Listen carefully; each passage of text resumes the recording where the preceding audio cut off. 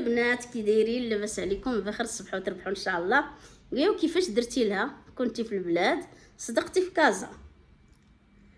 واش غنقول لكم البنات؟ اللي عنده المريض راه ما عنده الحق لا يفوج ولا يضحك ولا يلعب ولا حتى هي حاجه.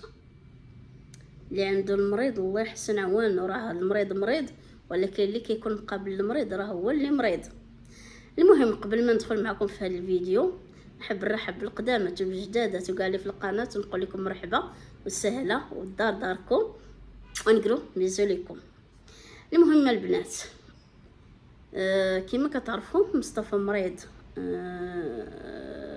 بالقولون او المصران، يعني مريض الله يشافي الجميع يا رب. وقولون او المصران راه صعيب بزاف، من اصعب يمكن الامراض، يعني هو صعيب بزاف، كيتسبب حتى في الاكتئاب، كيتسبب في بزاف د الحاجات. المهم ما بغيتش ندخل في هذا الشيء. المهم انا كنت في البلاد، قال لي راني مريض، زيت الباليزه، ما عقلت على راسي امتى جمعت الباليزه ولا امتى قطعت ولا 6 سوايع ديال الطريق، ما عقلت عليها نهائيا. يعني جيت بلا عقل، جيت بلا عقل حرفيا، يعني تهزيت على زيتيني من البلاد وحطيتيني في كازا. كيفاش الله اعلم، قدرة قادر ترى من تماك لهنايا.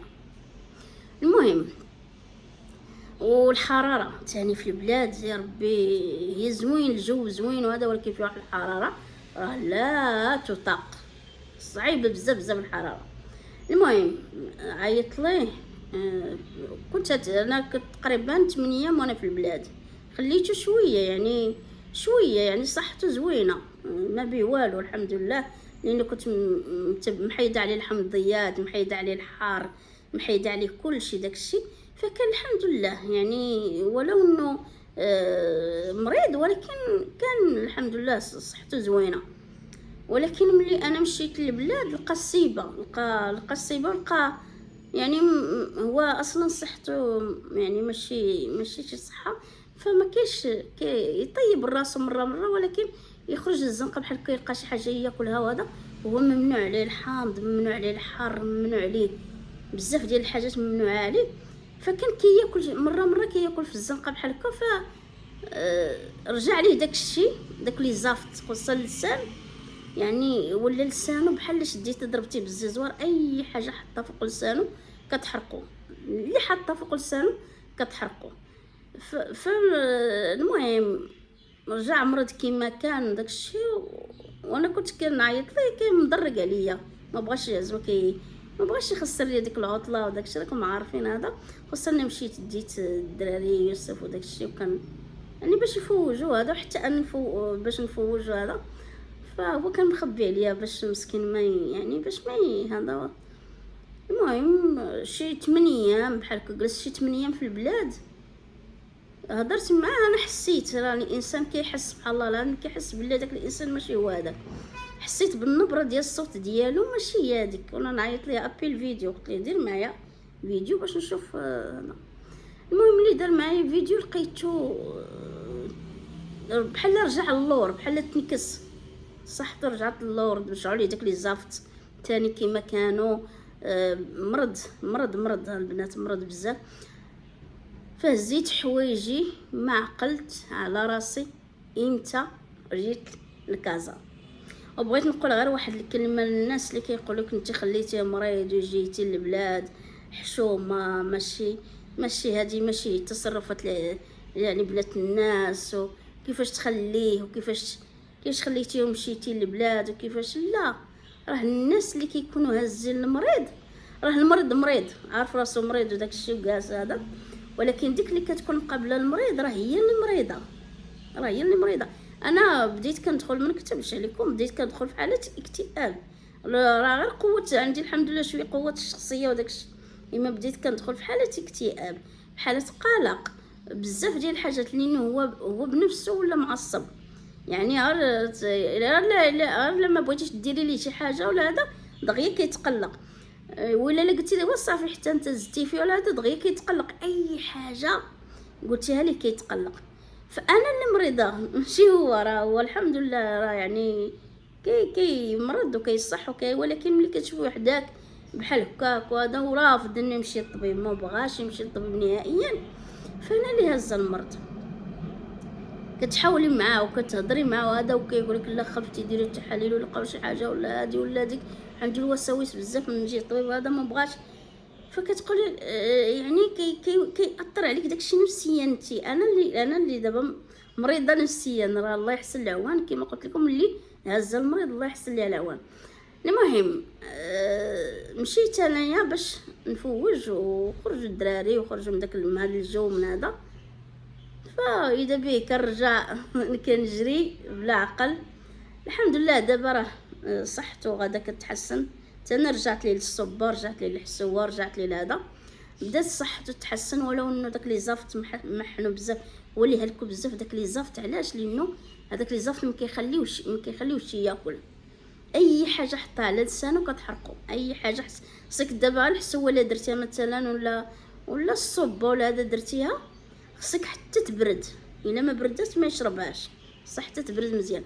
فهذوك لي زفت هما اللي خارجين عليه بزاف، والقبض فهو البنات اللي عندها القولون تبالي براسها راه صعيب بزاف بزاف والله، من اصعب يمكن الامراض ولا هذا هو القولون، الله يحفظنا ويحفظكم. المهم رجعت في حالتي، راني دابا قابلت شويه تاني، رجعت لي بالصبه ورجعت لي بعدا والله يحسن العوان. كتبقاي بلاصه ما ديري مثلا طويجين ولا قويميله ولا شي حاجه كتولي طيبي الريجيم، والدراري عارفينهم ما كيبغوش ياكلوا لك داك المرقه وداك الشيء. خصك هذا ما كلتو. دابا انا البوطه كامله كتكون شاعله، فيها 5 الكوانين كلهم شاعلين، هذه فيها الخضره مسلوقه، هذه فيها الصبه، هذه فيها هذه فيها هذه. فكنخرج من الكوزينه كلني كنقطر بالعرق، ومنعقل على راسي، معقله على راسي، لا امتى كنفطر ولا امتى كنتغدى ولا امتى كنتعشى، كنعس انا الاخرى وكنفيق انا الاولى. راه ناس بزاف غالطين كيشوفوني كيقول لك لا حق هذا، لا انا اللي هزه الحمل وانا اللي هذا. وبالعكس انا ماشي بنت الحرام، انا ماشي بنت الحرام لا هذا نخلي راجلي مثلا مريض ولا في ازمه ولا في هذا ونمشي نسافر لا هذا، لا ابدا. بالعكس انا اللي كنصبر، انا اللي تحملت بزاف ديال الحاجات، وانا اللي كنصبر، وانا اللي شاده وجامعه يعني انا اللي شاده انا اللي شاده هاد الجمع. اما كون ماشي انا الله يحفظكم راه نيته مشاوله. المهم ماشي تلوموا داك الانسان لانه مثلا دار واحد الحاجه، حتى تعرفوا يعني اشنو كيعيش لشنو الواقع ديالو، عاد ديك الساعه هضروا. ماشي لا خليتيه ومشيتي. هذه واحد الكومونتير كاع جاني شويه صعيب بزاف. واحد الاخت قالت لي ماشي انت ماشي مثل الاصل اللي خليتي راجلك ومشيتي هو في حاله مرض وفي حاله هذا. راه المريض مريض، ولكن راه الدقه هي اللي انا اللي واخداها. والله يحفظ لا ندخل في حاله اكتئاب ولا في حاله نفسيه ولا في حاله نفسيه ولا في شي حاجه. داكشي اللي خايفه منه، داكشي اللي كنخاف منه والله يحفظ اكتئاب ولا حاله نفسيه ولا قلق ولا شي حاجه، هذا هو اللي كنخاف منه. المهم غنقول لكم ما تلوموا حتى شي حد، حتى تعيشوا معاه وتعرفوا الواقع ديالو وتعرفوا شنو كيعيش وكيفاش كيعيش. وكنت كنقول يعني نشوف الناس معاهم شي حد مريض وهذا كنقول الله يحسن عوانه، هو ما هما راه غير لا. بقيت لا، راه داك اللي مقابل المريض هو اللي مريض، وداك اللي مقابل المريض خصو بعدا يشوف طبيب نفساني. والله بحالي دابا انايا راه خصني نشوف طبيب نفساني، ضروري ليا والله ضروري باش ما ندخلش الله يحفظ في شي حاله اللي اكتئاب ولا شي حاجه اللي هي صعيبه. فانا اللي دابا مريضه وكما قلت لكم انا ماشي مثل الحرام باش نخليه، لا انا بنت الاصل الحمد لله، وانا اللي جامعه وانا اللي شاده. واكبر دليل هو كيما هضر معايا وشفتو في ديك الحاله زيت البوليزات، ما عقلت على راسي لا امتى جيت ولا امتى هادي ولا امتى ديك، زيت البوليزات وانا نجي. الحمد لله على كل حال. اللهم يا رب ما بغيتش نشوف شي حاجه اللي خايبه او لا شي حاجه، ما بغيت غير مستعده الله يحفظ لي شي حاجه خايبه ولا شي حاجه. هذا يا ربي السلامه، نطلب من الله الستر، نطلب من الله الستر. نطلب من الله سترتي ما فات ستر ما باقي. هادشي اللي كنطلب من الله هو الستر، سترتي ما فات ستر ما باقي، وربي يكون معايا، وربي يشافي كل مريض، وربي يهديه باش يمشي للطبيب، لانه رافض تماما انه يمشي للطبيب. كيقول لك نخاف يدير لي تحاليل ويلقى شي حاجه ولا هذا. نتمنى يهديه الله باش يمشي للطبيب، باش انا نرتاح وهو يرتاح وترجع. لانه الجو مكهرب، ما نكذبش عليكم، الجو مكهرب في الدار بزاف بزاف. لانه داك الانسان اللي كيكون مريض ما كتكونش عنده الخاطر، وكيكون حساس بحال شي دري صغير. شتي المريض انا كنشوف بحال شي دري صغير، خصك دائما ديري له خاطرو، خصك دائما يعني اي حاجه بغاها يلقاها، واي حاجه طلبها خصو يلقاها. وخصك دائما تكوني انت تكوني الابتسامه من رغم انك تكوني مريضه ولا تكوني عيانه. المهم انك الا شافك مقلقه يقولك عييتي مني، فهمتيني؟ يعني دائما خصك تكوني مبتسمه، ودائما خصك تكوني سعيده، وتبيني لي بلا راكي ولو انك تكوني مضروره وتكون واصله فيك حتى العظم، خصك دائما تكوني مبتسمه. وهذا كيأثر عليا انايا، مأثر عليا بزاف بزاف. المهم انا رجعت. تقول يا كيفاش؟ لا من البلاد لكازا هذا رجعت على قبل مصطفى، الله يشافيه ويشافي جميع المرضى. والحمد لله شويه شويه بدا تاني مع ديك الحسوه والصوبه وهذا، بدا تاني كيرجع لصحته. غير هو اي حاجه فيها حمض ولا حر كتهلكو. يعني الحمض والحر خصو ما ياكلوش طول حياته، الحمض والحر وحتى الدهون، حتى اي حاجه فيها دهون ما خصوش ياكلهم. خصو يا اما خضره يا اما صبه يا اما حسوه يا اما شي حاجه.